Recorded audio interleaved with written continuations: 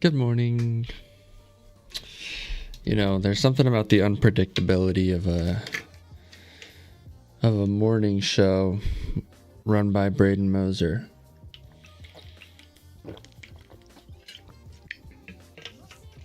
You know, 7 a.m.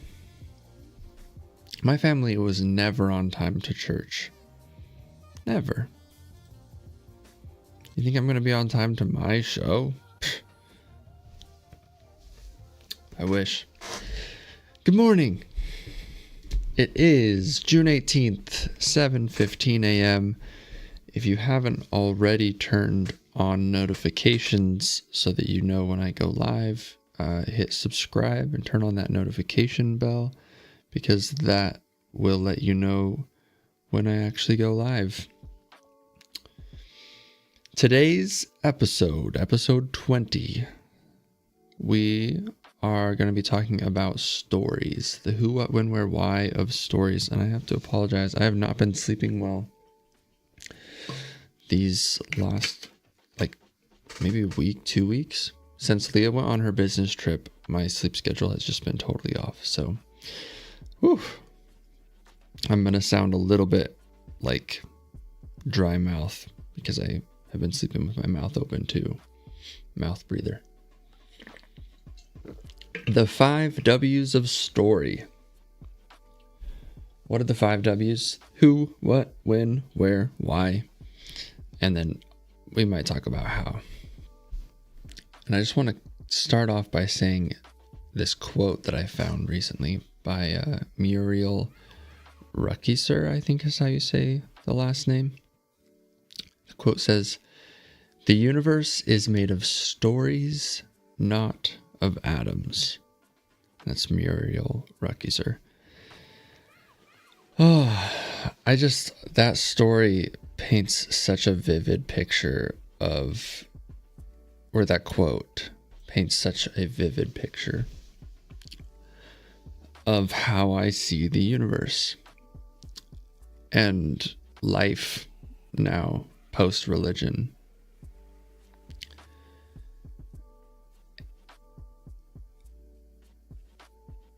Stories are so much more than we actually make them out to be. It truly is how we perceive the world and the universe. Like, story is just pictures or like snapshots over time.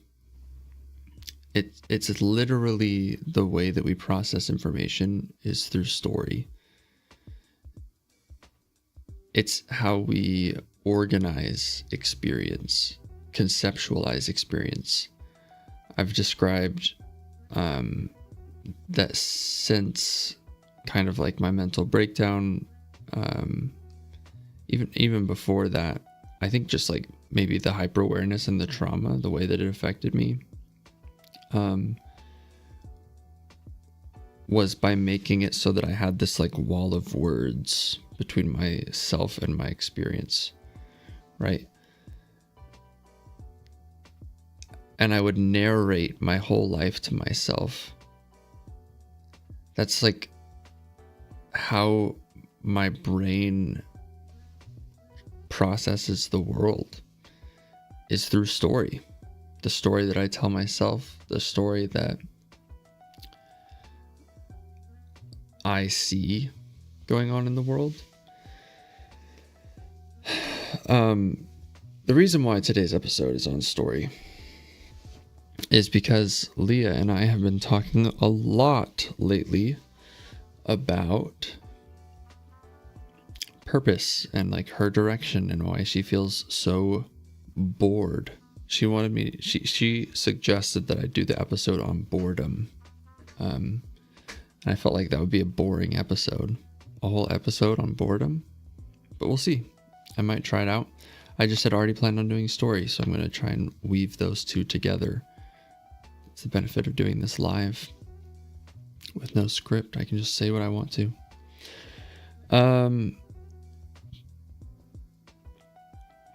So we've been talking about what Leah's story is going to be and how she feels like her current story is boring. and she feels like it needs to be changed. And I asked her, like, what if there isn't something that needs to be changed? Like, what if we can change how we feel about the situation? Because I'm not saying like you should always be grateful for the situation that you're in, but there are always reasons to be grateful for the situation that you are in. You can find reasons. Like, for example, if you're mad at your spouse, you can think to yourself, okay, why is, like, are there any reasons for me to be grateful that I'm feeling this way? And when you ask yourself that question, it makes you see your experience from a different perspective, either with more context of time or more context of like other people's emotions or just distance. Like, imagine you're seeing your life from the perspective of like a bird on a tree that's just kind of like chilling, observing you and your friend group as you interact in real time. And it sees that you're mad at your spouse or something. What does that actually indicate? Well, obviously you care about your spouse well enough to be upset that they've done something. And that's something you should be grateful for. You should be grateful that you have that kind of a relationship. There's always something you can find, or a reason you can find, to be grateful for the situation that you're in. And I'd certainly think that like your real experience and the way that you feel about that experience is totally valid, and you should allow yourself to feel that.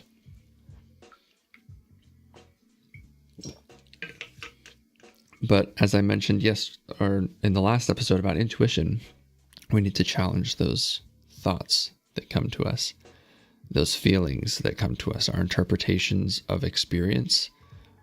It's done through story. And so sometimes you're just identifying story patterns. And so you start to feel the way that your current story reminds you of past stories. Hopefully I worded that correctly and that makes any sort of sense. I feel like there's enough dots there. Y'all can connect what I'm trying to say, or you can just interpret it how you will. So that's sort of like maybe the why. Maybe we swapped things around a little bit. That's why we're doing the episode on story, why I'm talking about it, to give you a little bit of backstory, context. See, even the way that we teach is through story. So I don't know. I'm excited to dive into this. So what is story? We'll get back to that. We'll start with our what. No, wait, we'll start with who. Who, what, when, where, why. I didn't even talk about who. Who has stories? Everyone, everything. The reason why that quote, "the universe is made of stories, not atoms," is such an interesting quote to me is because what if atoms had stories? In the Mormon religion, they teach that like you start off as an intelligence. This is one of the coolest parts of Mormon mythology, I think. You start off as an intelligence, and everything has intelligence. All matter has intelligence is kind of how it's taught. And from there, you get like assembled into a spirit by God.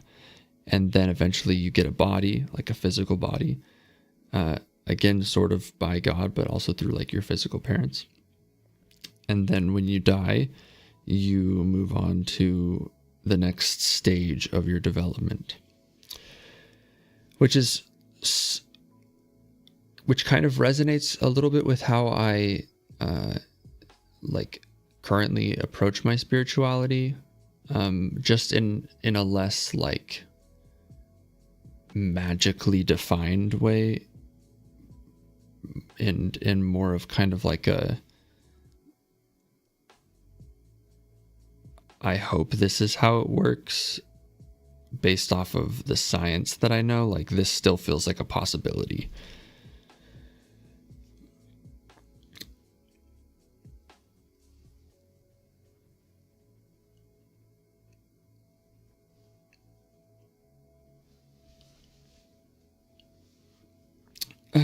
Okay, so who has stories? Every atom. That's what intelligence is, I think. Intelligence is the ability to like keep track of a story from a perspective. This is sort of a pretty layered topic, actually, now that I'm thinking about it. It weaves together with a lot of concepts that I've touched on in previous episodes, like the scientific concepts that I've talked about a little bit when it comes to like observation of quantum things, of quantum states, and that's what breaks it down into like one observable reality.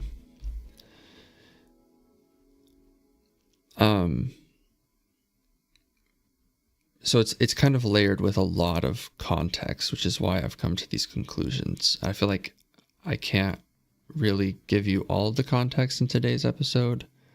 Like I can't connect all of those dots, so I'll try to go faster and get distracted a little less often here. Just stay focused to the main storyline of today's episode. See, story isn't everything. Who has story? Everything. Everyone. Like, it's all just a bunch of stories. The universe is made of stories, not atoms. We're going to think about that. Okay. It's also helpful for how we apply story to our lives.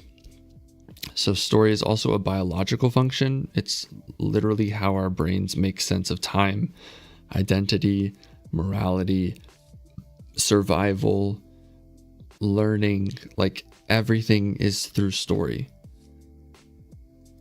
Even like when you do math in your head, you're telling the story of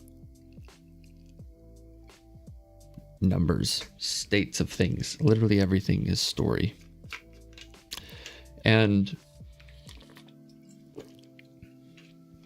I also think DNA is our story. Our nervous system is our story. Like that, our story is literally encoded in us, and it's how we survive and live. It's like the basis of our consciousness. It's literally perception, story. And so because it's, as we experience story, I believe it gets written into our DNA. I think that's part of what the process of dreams is. We still don't really, science doesn't really know why humans dream. I think it's an opportunity to kind of like shut the system down for a second and look at the code and rearrange it based off of the learning of the day, right? Like, you have to shut down in order to work on software. And that's what I think story is, really. It's the software of our meat robots.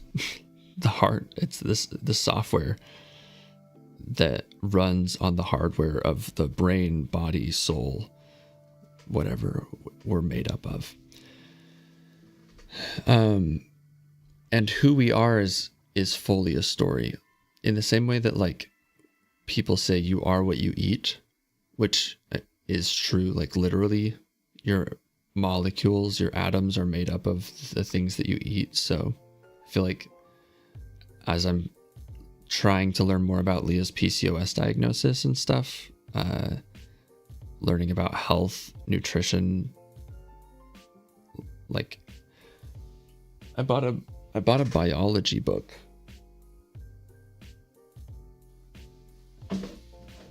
Hold on.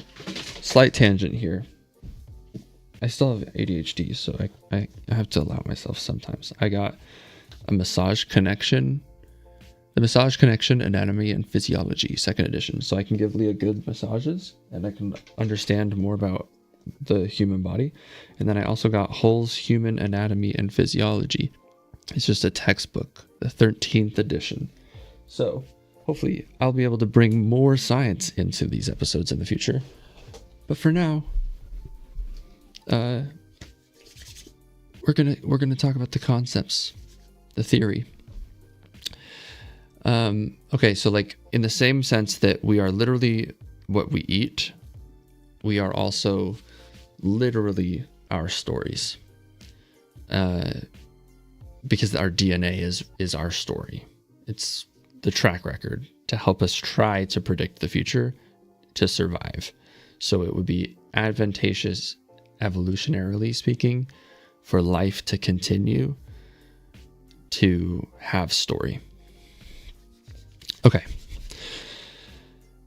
This means our interpretation of story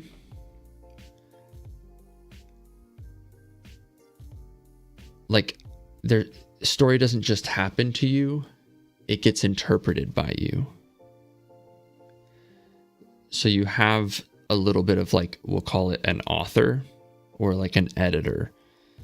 You have, you're not just getting unfiltered raw story happening to you, because you have your perspective that you can always control.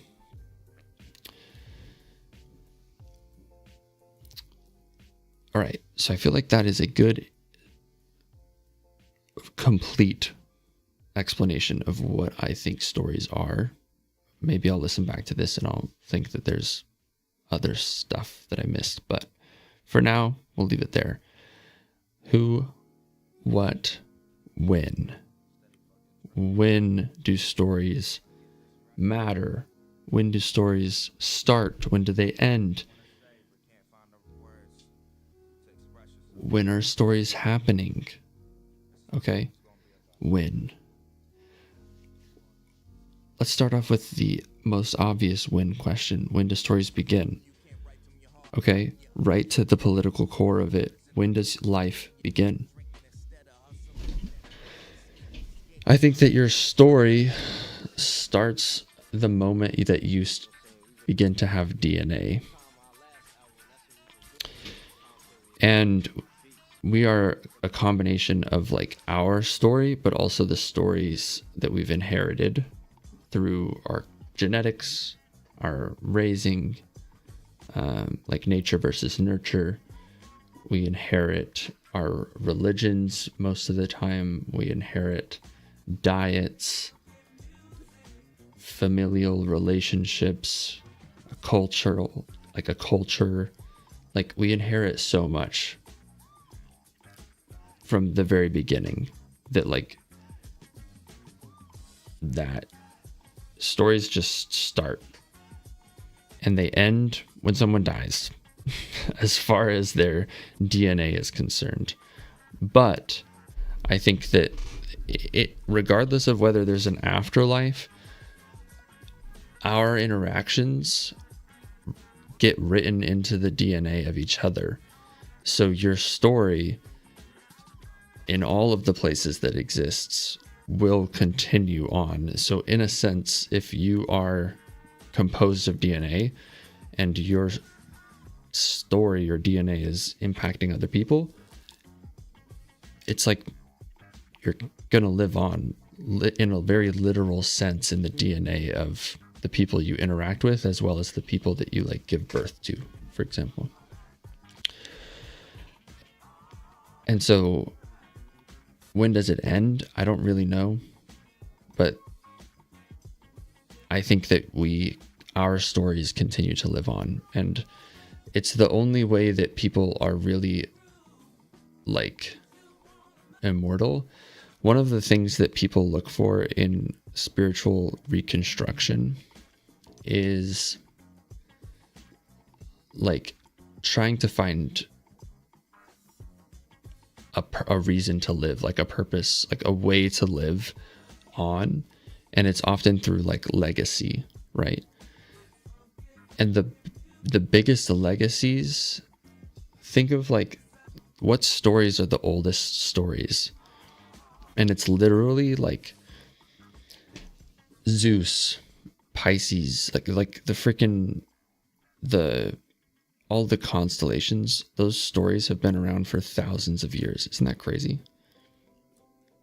And they're probably based off of a person. And so that's even crazier, that person's legacy has lived on for that long. So a common theme that I see in post-religious reconstruction is a shift in focus towards trying to leave like a legacy,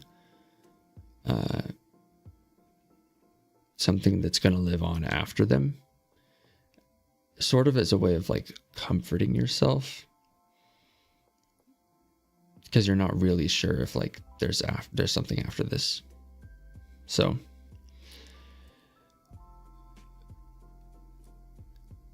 the other aspect, or like axis of the when do like the main stories of our life begin and end, or like the phases of our life? Because when I think about, like, my life has been a completely different story since I got married. I hardly even really identify with the story before I got married anymore. Like, my life feels like the way it is right now. And I also am currently in like a shorter storyline of the last year having a mental breakdown, and now I'm in the story of beginning a business, starting a business. So I have all these like multiple story lines and story arcs like weaving together, starting and ending all the time. And often in life we get stuck in these ruts of feeling like we are in a part of our story that we don't like, right? And we're worried that it's not going to change. We're worried that our story is not going to evolve and become something worth telling. We're scared, like, what if I do just end up being a depressed loser for the rest of my life? To speak from experience, you know, we get stuck in those story ruts. But the one thing about story is that it's always evolving and always changing, and you always have multiple storylines weaving together, and you also have a little bit of control as the narrator, the author, the editor, whatever you want to call it, that thing that is between you and the witness observer. You get to interpret your experience, your lived experience, and your story to choose which storyline you're going to focus on and which perspective you're going to focus on. So I think that's a pretty good transition to the where do stories live? Where do stories exist? Where are they happening? Leah and I are watching, or she's watching some, I think it's like the Vanderbilt something mansion. I don't know. It's some reality TV show garbage that is just like eating Doritos for the soul. You know, it's like a comfort food. And something I've noticed about these people that go on reality TV shows is that they're very theatrical, very performative. Even if they aren't actors, like if they're real people, I think that they've sort of zoomed out on the perspective that they have on their own life, and they kind of perform in a sense. So as far as where stories are concerned, I think that stories happen on multiple levels, like first person, second person, third person perspectives. Think of it in that way, right? So where are stories happening? They're happening inside of us. They're happening inside of the people around us. This the concept of Sonder I've talked about before. I'll read the definition again. Sonder is a noun that refers to the realization that each person you encounter has a life as vivid and complex as your own. It's the awareness that everyone around you is living a rich, intricate life with their own history, thoughts, feelings, and experiences, even if you don't know them. It's sort of like, here's another way that it actually does a good job of explaining it. Sonder is the feeling you get when you suddenly recognize that strangers, like the person next to you on the bus or the person walking past you on the street, are not just background characters in your life story. They are the main characters in their own stories. See how even like to give you an intuitive understanding of a concept, relating it to story is the best way. I think that's one of the reasons why Jesus taught in parables. Is because stories teach better than principles, right? So to get an intuitive understanding of the concept of Sonder, it's like recognizing that these people that you're seeing in your life are not NPCs. They're the main characters in their own stories. You just see them doing their NPC thing, playing a character. We all show up in our day-to-day lives as NPCs in someone else's stories. When you go to your job, when you work, you're just showing up as an NPC for someone else's story. So that's Sonder, and that I think is a really good explanation of where stories happen. They happen everywhere, and I also scientifically think about the fact that our consciousness, the research that we've done shows 10 bits per second is how much our conscious brain can process and focus on. So that means that it only takes 10 bits per second to write a story, because that's the conscious experience of our story. 10 bits per second. You're telling me ants don't have a story? Bro, if I could speak ant, I would get some drinks. We've got these fat ants that crawl around our house all the time. They're huge. They're the biggest ants I've ever seen. I don't know if Leah's watching, but they're huge ants. There's got to be at least 10 bits of information in there going on in a second. So I don't buy it. I think stories are happening everywhere. I think every life is a story. And I think that those stories, you can choose whether you think that those stories matter or not. Some people, I'm not going to name names. Trump. Sorry, I've got something stuck in my throat. Some people don't take even other human beings' stories seriously or treat them with respect. The golden rule, right? Do unto others as you would have them do unto you. Love your neighbor as yourself. It's this recognition that hey, that person's story matters just as much as your story does. It's like when I first experienced Sonder, I wanted to play that Power Rangers game that my friend had. But I realized that if I switched lives with him, he'd just be living this life, and so the world would be the same. It's just one person wishing they lived another person's life in a cycle. So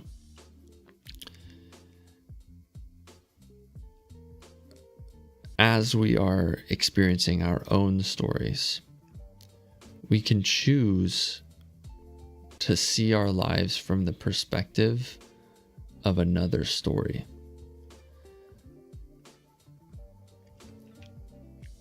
If I'm sitting in my story in first person, my life story, the way it currently is right now, right?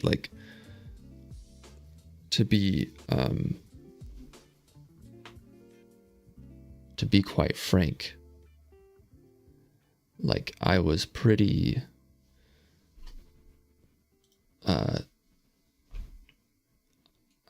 I don't know like what words I'm not allowed to say, but I'm talking about like lived experience. So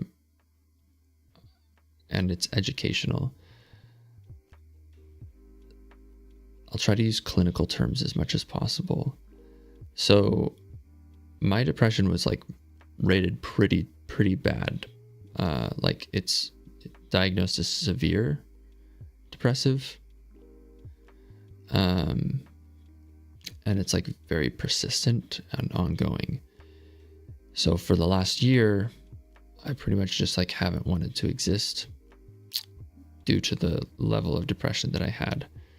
So basically, imagine that the narrator in your story, the first person perspective of your story, is for whatever reason feeling so bad that you just do not want to be in it anymore. Right. And this applies to so many people. You don't have to be going through like some ridiculously traumatic, unreasonable experience to feel dissatisfied with your life. Like you'll feel whatever level of emotion you feel. It doesn't need to be so big and extreme all the time.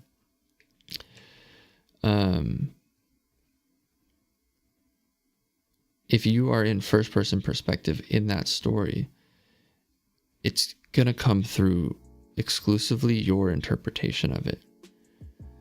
But if you can zoom out and look at your perspective, or look at your story from an outsider's perspective. The other day I was on the back porch, and in our backyard we have quite a few trees, and a lot of birds. And it's one of the nicest parts about this house that we're renting. Is it better if I look at the camera? I feel like it is. For some reason, the single black eye, the cyclops eye of the camera just like intimidates me so much. Okay, where was I? On the back porch, lots of trees, lots of birds, and I imagined like, I wonder what the birds think about my life. Like they see other humans doing lives. I wonder like if birds are comparing other humans' lives and being like, oh, look at this human, that's a cool life. That one's on a boat.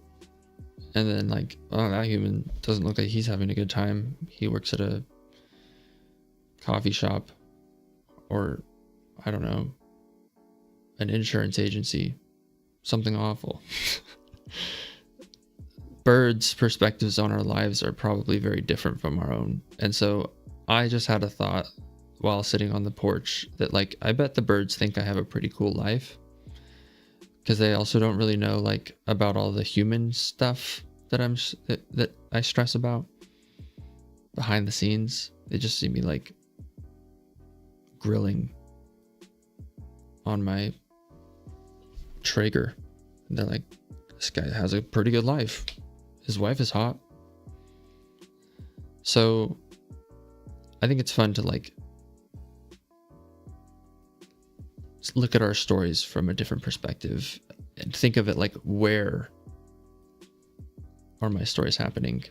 And like I was saying about the people on the reality TV show, they're very performative, and I think that they view themselves almost all the time from like the second person perspective. Not like a bird is like third person perspective. Second person perspective would be like your friend sitting in the chair next to you. And so based off of where we live, first, second, or third person perspective,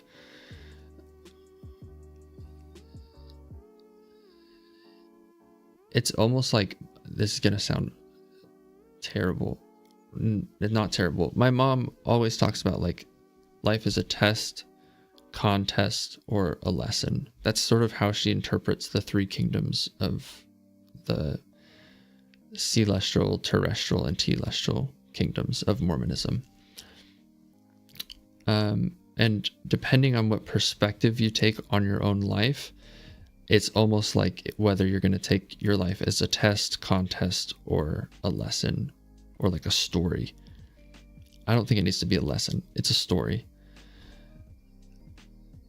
If you're in first person perspective and you're just thinking like it's you versus the world, you versus life, that's kind of like testy.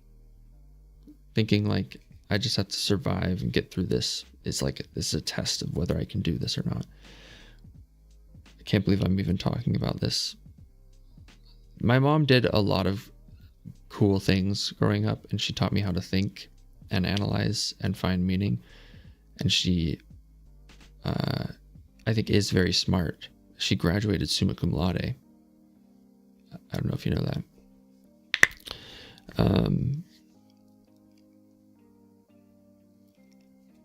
But that's interesting that I'm tying that in to something that she's taught me, and also is somewhat interconnected with Mormonism itself. But anyways, first, second, or third perspective on your life.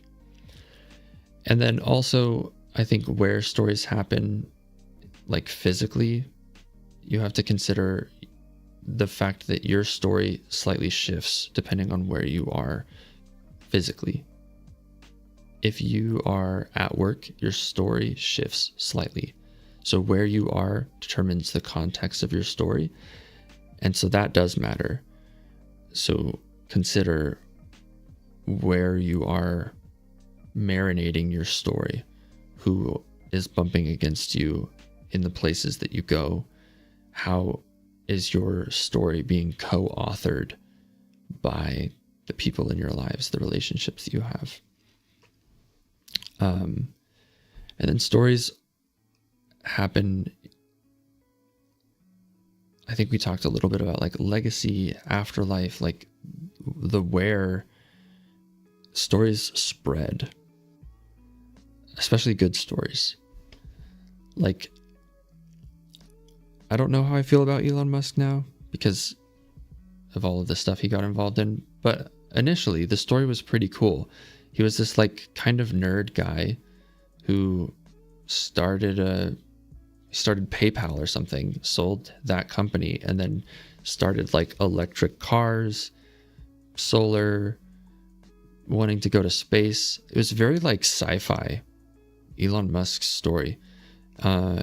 And I think people wanted to see him as like this mad scientist that was going to save us all. And he really did a great job of tapping into the mysticism and mythology surrounding Tesla, because Nikola Tesla was a freaking genius when it came to electricity, and people thought he was like a wizard or a witch or something. So there's this like Elon Musk did a really good job of like weaving this story together of like nerd to successful billionaire, mad scientist, savior thing. And then he, I don't know, turned into a Trumpy, but then now they're fighting. I hate the news. It's so annoying. But that's a story that's happening and playing out on a national stage. And that's real life. Isn't that ridiculous? Anyways,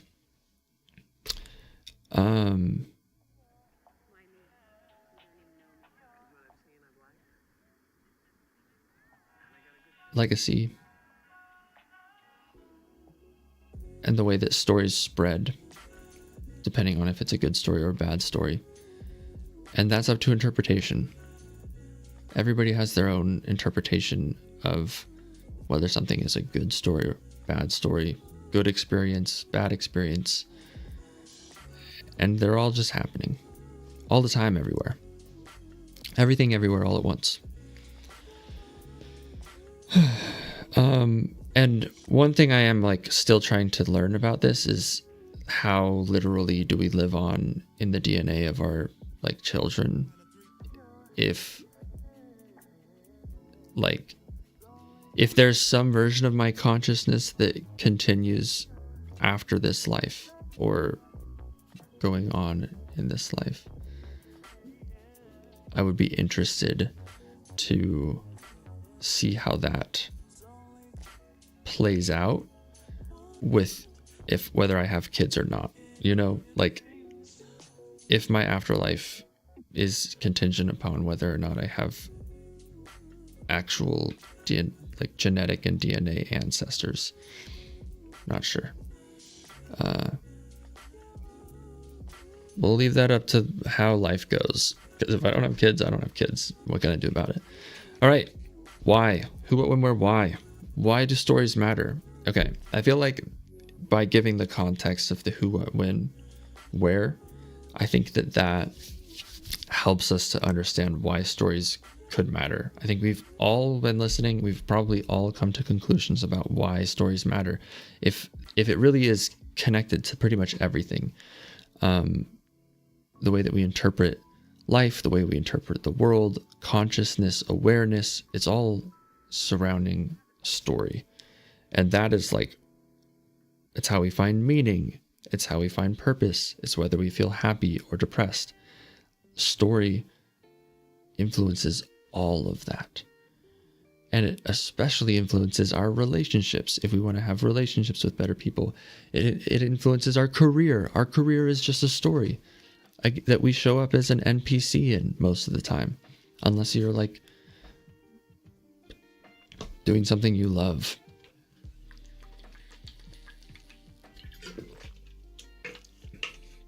If you have a job that you love, I would love to talk to you. I would love to have you on the show. I would love to hear about why you love your job, what you love about your job. If you have a hobby or a passion that you love, I would also like to hear about that.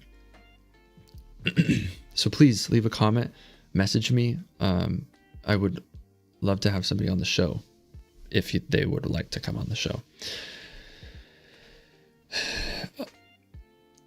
So let's wrap up. Why do stories matter?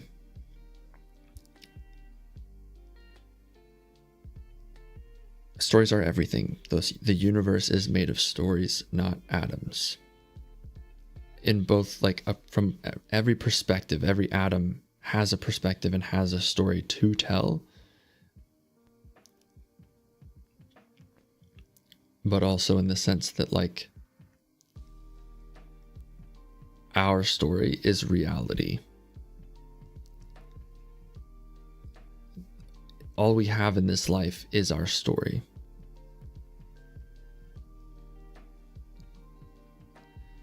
There's this thought experiment that I'm trying to remember like where I heard it. I think it was in my psychology class. But how do you know that you didn't just spawn into existence 1 second ago with all of the memories that you have? How do you know that you didn't just suddenly poof into existence? And it's through story. Because I have memories. I have a story that I want to write. I have a future that I want to exist. I have a story that's going on right now around me. It's through story that we live, that we exist, that we interface with the world, that we experience. So stories are literally all we have and all we will ever have. And the reason why I say, or I currently believe, that whatever happens when you die is what you believe in a very literal way. If you believe that you are going to go see Jesus, if that's the story that you believe is going to happen when you die, in a very real way, that is your experience. That's your lived experience. Because if the story ends when you die and it doesn't continue on after that, like that's the end of your life, that's the end of your story, poof. If that is the case, then in the millisecond before the story ends, your brain and your body believes that you're going to see Jesus. So there's no difference between what you actually experience and what you believe is going to happen. Because either the story just ends, there's no longer a perspective, there's no longer a witness observer watching this story, Because that's what our life is, really, truly. All it is there's a witness observer, there's some form of consciousness, an ego, a spirit, whatever mysticism definition you want to use to describe this concept, the self. That is a single perspective, and it is 10 bits of information. That's all it takes. It takes 10 bits of information to have a perspective.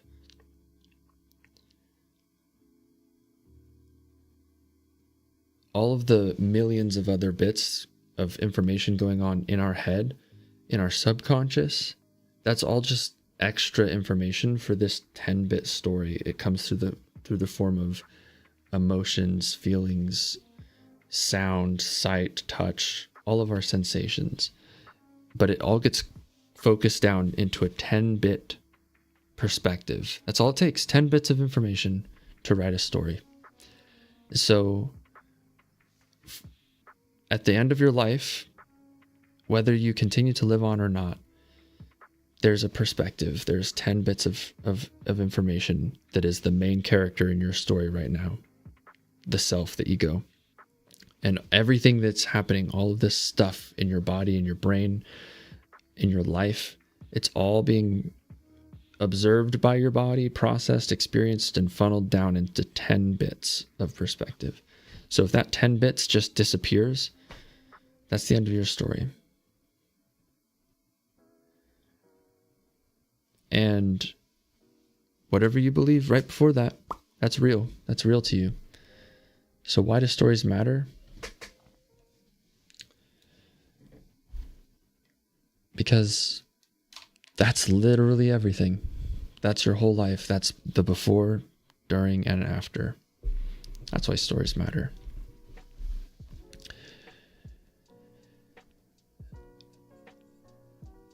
And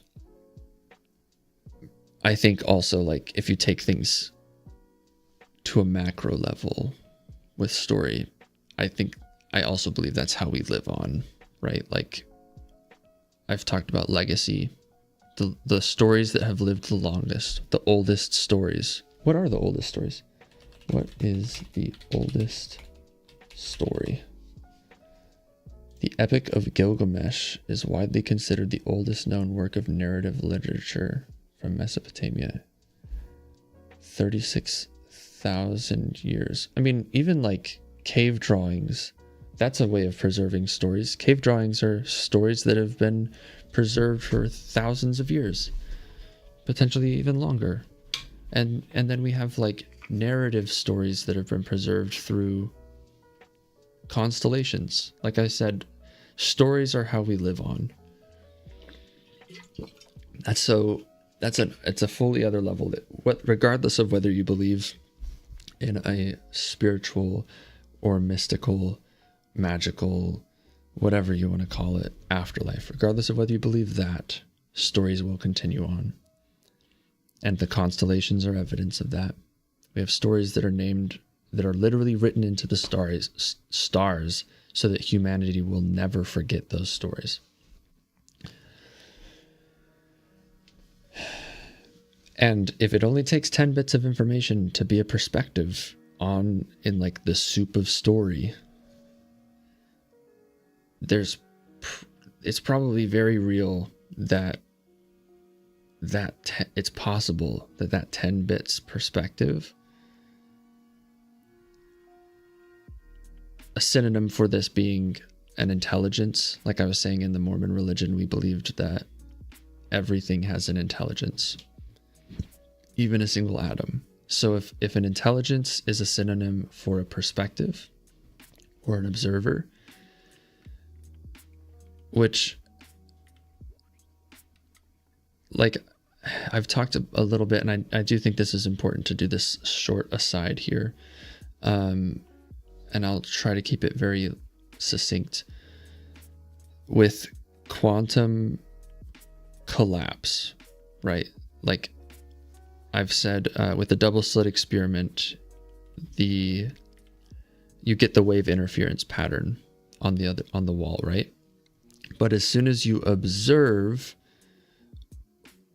which slit it goes through, you lose the wave interference pattern. So that means you have infinite possibilities happening. Like, think of it like you have this particle and it's flying through space. That's a photon, and it's emitting waves as it goes. So each part of those waves is then also emitting waves. So it's just like this waves and waves going, everywhere, happening everywhere all at once, all possibilities. This is how light travels as a photon and a wave. So that means when you fire like one single photon, it goes out, ripples, and it ends up going through both slits and causing a wave interference pattern. But if you observe which slit it goes through, that goes away. It doesn't happen anymore. You only have one particle photon, or one path that the light actually took. And the only thing that determines the switch, and it'll just randomly be like the left one or the right one, right? It picks 50-50. There's a 50-50 chance it goes through the left slit, 50-50 chance it goes through the right slit. And when you observe it, it'll be a different outcome. So that's called the collapse of a quantum system.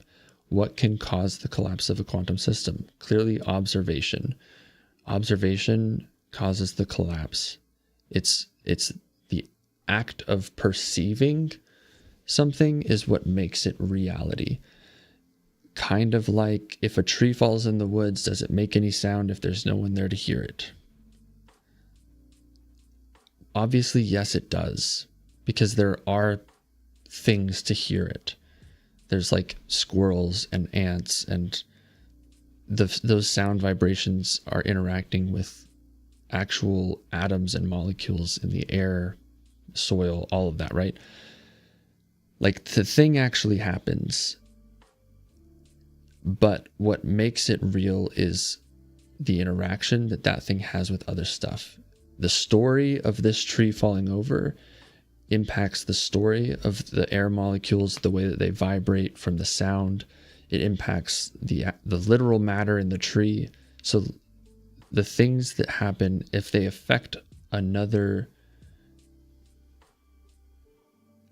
thing, that is an act of perception or observing, causing a quantum system to collapse. So how does that relate to story?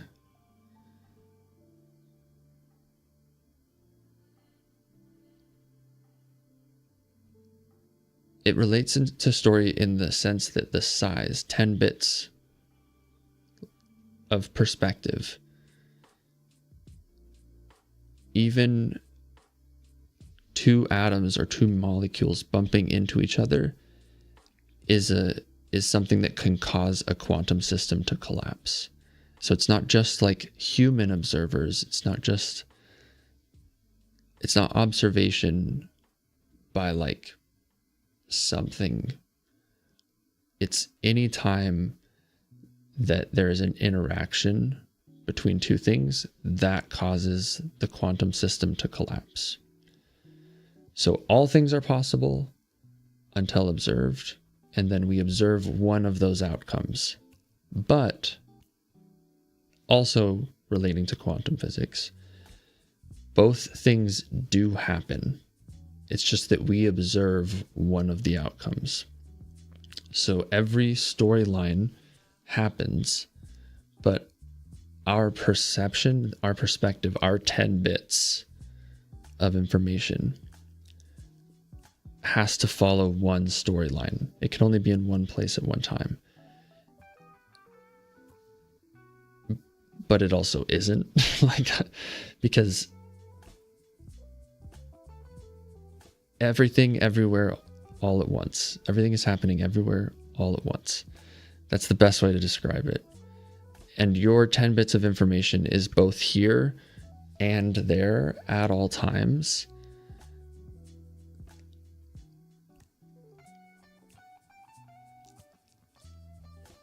But we're just limited to one slice. And this is why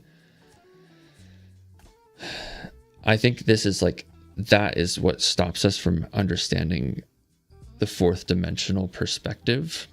Because we do exist.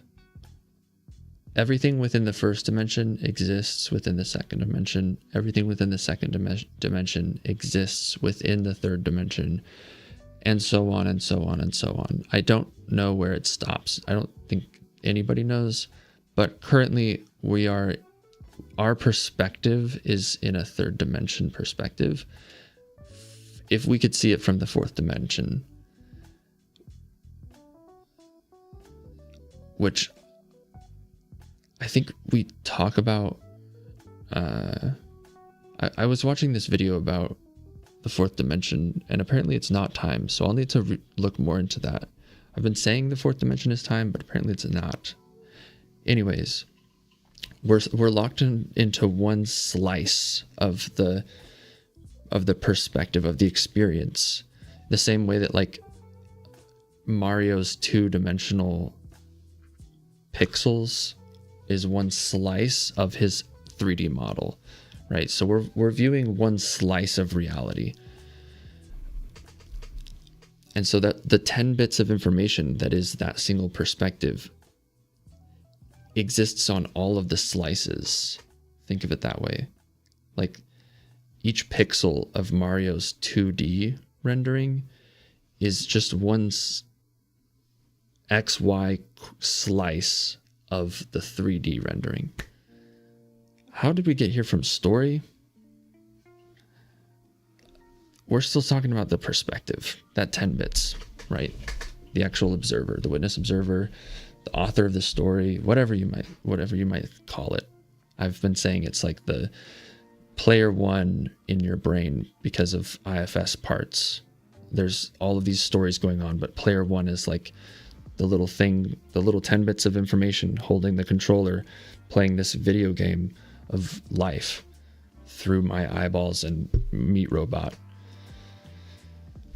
I also like to think of things in that sort of like fantastical conceptual way, like calling our consciousness, like the concept of that 10 bits of information, a player one in our brain, the meat suit of our body. I think it just helps us to break down those preconceived definitions, connotations, all of that about concepts. It strips away the inherited understanding, which is why I think intuition and story are so interconnected, is because our intuition is our story. It's based off of our story. It's how trauma exists. It's how we have instincts. It's how we have feelings and emotions that can be triggered in different ways depending on what family we come from, all that stuff, right? Okay, to summarize, who, what, when, where, why of stories, that's like how I see story. If you just tuned in like in the middle or the end, highly recommend go back and watch the recording of this live. Like I mentioned at the beginning of the episode, the unpredictability of Braden Moser in the morning is that, like I said, I was never on time for church. So how could you ever expect me to be on time for my own show? If I wasn't on time to meet God every Sunday, once a week, how can I be on time to just show up in front of this black lens eyeball cyclops in my office? So hit subscribe. If you hit the little bell, it'll tell you whenever I go live. You'll get like a notification on your phone.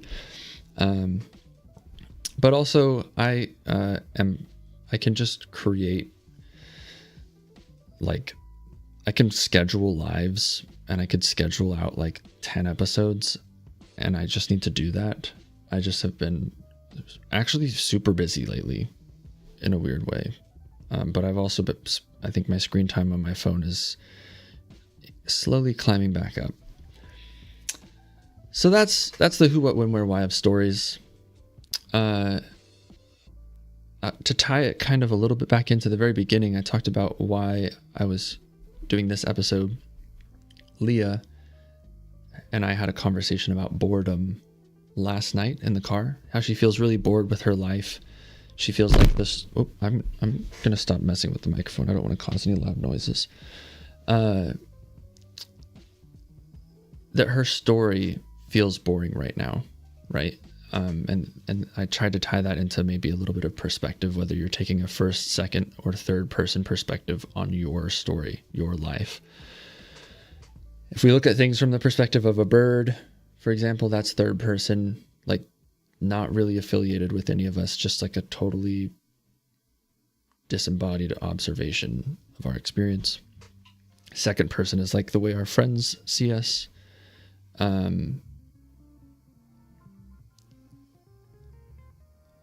Boredom, I think the challenge with that question that Leah and I were talking about is that she's saying boredom is something that needs to be fixed and solved. But I think that boredom is actually like how new stories are born, because and it also gives an opportunity for us to process stories and share stories. Like if you think about it, before we had phones and books and TVs and all of these ways of consuming stories 24/7, there were times where we would just get bored and we would either socially share stories like around a campfire stories, or we would go like play pretend in the woods with like sticks, and we would sword fight shadow demons. Or maybe that was just me and Kenneth. Kenneth was my best friend growing up. Now I have a real sword, so I can go fight actual shadow demons. Since I'm clearly off my rocker and I see shadow demons in my day-to-day life. Boredom creates these stories, whether it's like daydreaming or actually going out and creating or doing something. Boredom creates stories. It also gives us an opportunity to share stories. And without boredom, I think there would be you wouldn't have an inner world. You wouldn't be able to be introspective. Boredom is what makes you turn inward instead of just like constantly looking outwards. And life is about having a balance of that. That's why there's those two main types of meditation: mindfulness meditation, where you turn inwards, and what is the other one called? Mindfulness versus awareness. Okay. So awareness versus mindfulness meditation is, I think, what the correct term would be. Awareness is like being present aware of your breath. Take your awareness and put it on your breath, on a sensation, on something that's actually happening. You can have you could do an awareness meditation on sound. Like you could go sit outside and try and focus and become aware of one sound and clear your mind of any thoughts and judgments about the things you're aware of. That's like the ultimate presence in the real world, versus mindfulness meditation is the ultimate presence on the inner world. And boredom is what I think literally creates that space for us to enter the inner world. That's where we can do like inner work and understanding who we are in our core.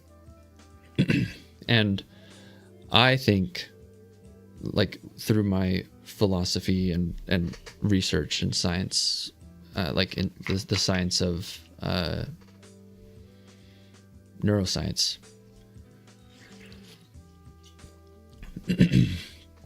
I think that we have the left and the right brain. No, I don't think we have the left and the right brain.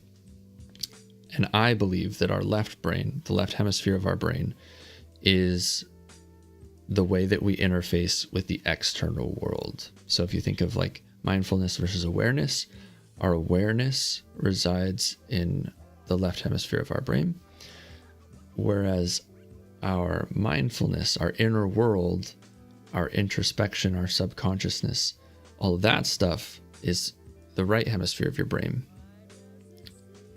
In my personal experience, I feel like I have a player one in my left brain, and that's who I consider to be Braden, right? And then I've also talked about how I feel I have a player one in my right brain, who I refer to as Nix. That's the like emotional side of the coin. And I love that we have, as humans, we have all these analogies for like the light side and the shadow, the yin and yang, masculine, feminine, two sides of the same coin. Like we have all these analogies that talk about the fact that we have, that there's like a reflection of everything happening in both an energetic level and a real level, right? Like with shadows and stuff. So I feel like I have this player one, Braden, in the left hemisphere of my brain, 10 bits of perspective here. And then I have this player two, Nix, 10 bits of perspective. And Nix is, I feel like, my inner guide, right? He's like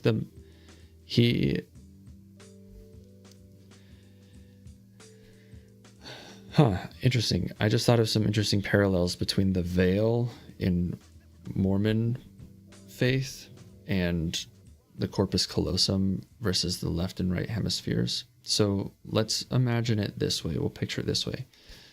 The story is that you existed as 10 bits of information in the right hemisphere of a brain. And that is like the joint consciousness. That's your connection to the inner world of everyone else. And then the left hemisphere of your brain, there's one 10-bit perspective that is like player one. Player two is essentially like the Holy Ghost, God, the Spirit, or whatever, your inner guide. And that person is your primary contact point between player one and your entire inner world. And it all travels through the corpus callosum as far as the neurobiology would work in this situation.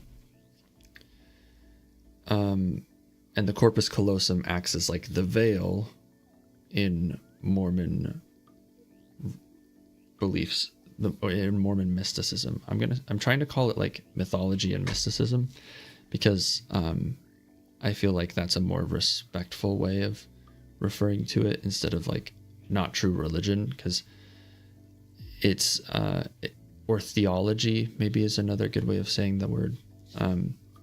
But within Mormon theology, there's this parallel between how, like, my intuitive understanding of the left hemisphere, right hemisphere, and consciousness. So, like, I do feel like we all have this main character, player one, that is the left hemisphere of our brain. And that's like your primary interface with reality, the real world. And you have an inner self that is 10 bits of perspective. I refer to that inner self as Nix because it's easy for me to put that name on it.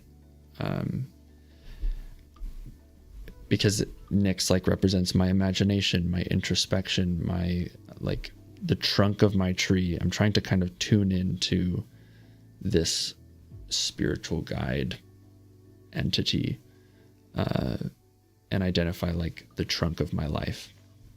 And that's the analogy I use for purpose and timelines and stuff. Like, I feel when we're growing up, we have the seed that determines how our roots look, and then we have a trunk that is meant to grow in a certain way, and that's like the core of who you are as a person, is your trunk. But you're not limited to your trunk. You get to split off into as many branches as you want to, because you have agency and the ability to just do like side quests. But your trunk is like your main quests, and then you have branches as side quests. You get to explore whatever you want to. And every single one of those branches leaves seeds. That's the cycle of life. Boom, baby. There's your story.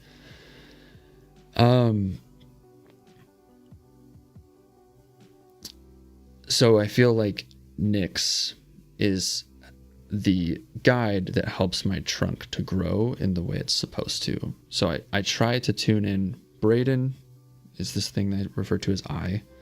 Braden, I try to tune into Nyx to tune into like my core story, the programming in my seed. Like, what is my DNA trying to tell me? What are my feelings trying to tell me? What is my story trying to tell me? And then Nyx can interact with all these other parts of my consciousness, of my brain, the same way that, like, when I mentioned the question, what would Jesus do, is asking you to imagine the perspective and intelligence of Jesus Christ answering your question. And you can do that with anybody. You could think like, what would Einstein do? What would my dad do? What would my mom do? What would Leah do? I ask myself that all the time, because if I just did whatever Leah would do, my life would be so much better than it is right now. I would not be a failure. I'm just kidding. I need to view myself better. My perspective on my story is negative. That's how we got here. And so I'm trying to see my story from a third person perspective, from the perspective of a bird in my backyard. We've got some really pretty cardinals. I think I just want to wrap this conversation up. I know I've gone on a little bit longer than 8 a.m. I know I started a little bit late, so really I think I'm only like 10 minutes over. So like I said, I've been doing a lot of reading on No Bad Parts, IFS, the Internal Family Systems Model, Richard C. Schwartz, PhD. And I do think that he's onto something here. I don't think it's 100% like the truth. I think it's a good guess. I also think that the Book of Mormon has some good guesses in it, which explains why like so many people can get value out of that book. But I don't think that it's 100% true. Like, I don't think that you should read No Bad Parts or learn about the Internal Family Systems Model and be like, yep, this is it. This is the truth. This is the reality. I'm going to base my life around this. Just use it as a one way to influence your understanding, your intuitive understanding. But if we tie all of what we've discussed today into IFS and your life, how can you take what we've talked about and like actually change the way you feel about your life and your story? How can you take control of your story? Well, first off, recognize that you have a story. You are a story, and that your story matters. And not just in the capacity that you are an NPC in other people's stories. You don't just want to be the McDonald's drive-through NPC.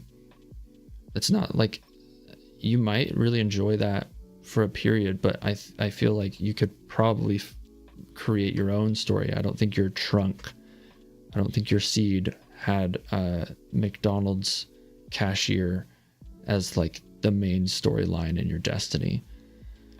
Maybe your life feels meaningless. Maybe you're in a rut. Maybe you're at a really high point in your story. Wherever you are in your story, know that it's going to change. And also keep that perspective that like everything everywhere all at once, all realities, all options exist out there. Every time you make a decision, that's just your perspective splitting off on a storyline. That's the witness observer causing the quantum system to collapse into a single state of observable matter, I think is a good string of words to describe what I'm trying to say. But both options happen in the double slit experiment. Light always goes through both slits. It's just that when you observe it going through one. So every time you make a decision, you're choosing which storyline you're going to observe. In earlier episodes, I've talked about determinism versus free will or agency. And that's something I'm still struggling with. But I do believe that you have the free will or the agency to choose which storyline you get to observe.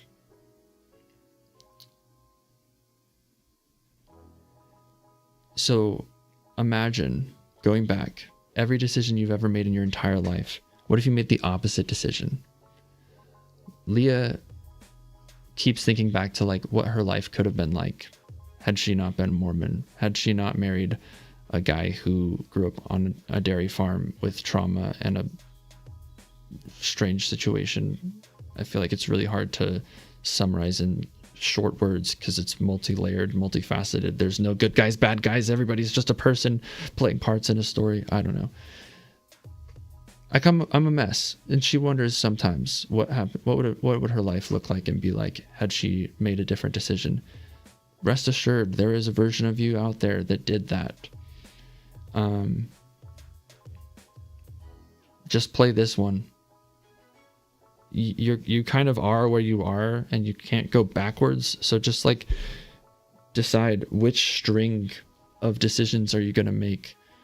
Which people say like tune into the frequency of money when you're trying to manifest something. What does that mean? Frequency is up, it's like peaks and valleys, right? And frequencies can be a lot more than just like a single frequency going up and down. Look at like a sound wave. That does not look like up and down only. It's like up, because you have this layering and compacting of waves. The frequency, tune into the frequency.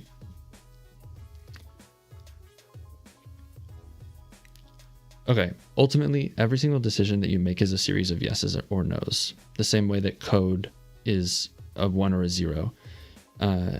It's an and or an or. When you look in the mirror and you think, I'm going to raise one of my hands, I'm going to choose one randomly.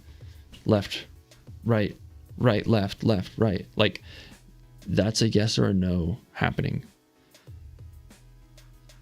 Imagine that frequency. If it's a peak, that's a yes. If it's a valley, that's a no. When they say tune into the frequency of money, they're saying say yes here, yes here, yes here, no here, no here, yes here, no here, yes here, yes here, no here, right? Tune into the frequency, make the decisions, take the actions, so that you get to observe the reality that you want to. Because if every decision causes a split in world lines or in storylines, which quantum mechanics indicates it does,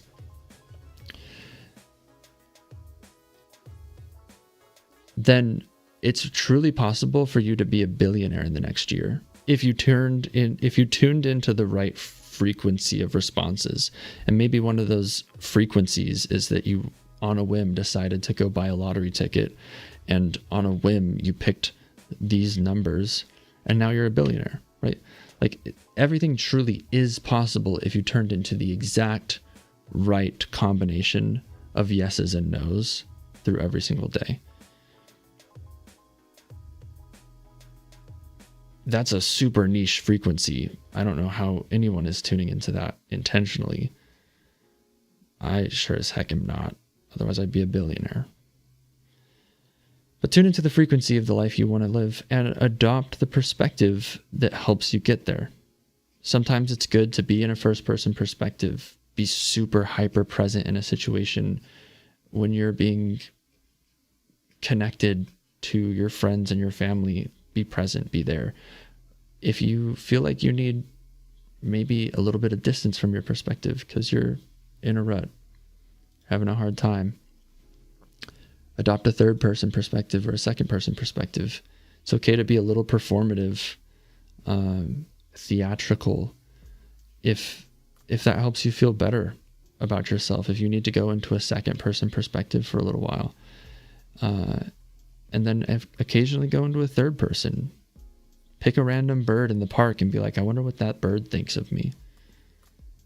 And see how far you can go with that thought exercise even. Like, birds don't have any concept of taxes, so they probably think that you're just chilling. Like, you have access to unlimited food. Look, you can go up to that guy and get a hot dog at the park. That's crazy. So every once in a while, adopt a different perspective on your own story.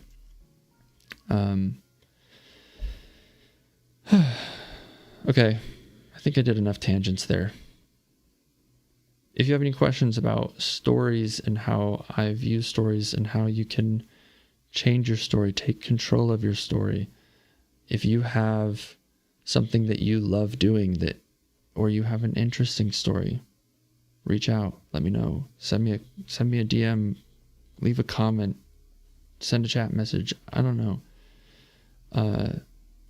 I just want to learn more about good stories that people are living and existing, and ultimately, like, I've been trying to settle in on a main topic for Braden Moser in the morning. Like, what do I want it to be? Meaningful stories. I want to talk about the stories of people. If the universe is made of stories and not atoms, then I want to share as many valuable stories as possible.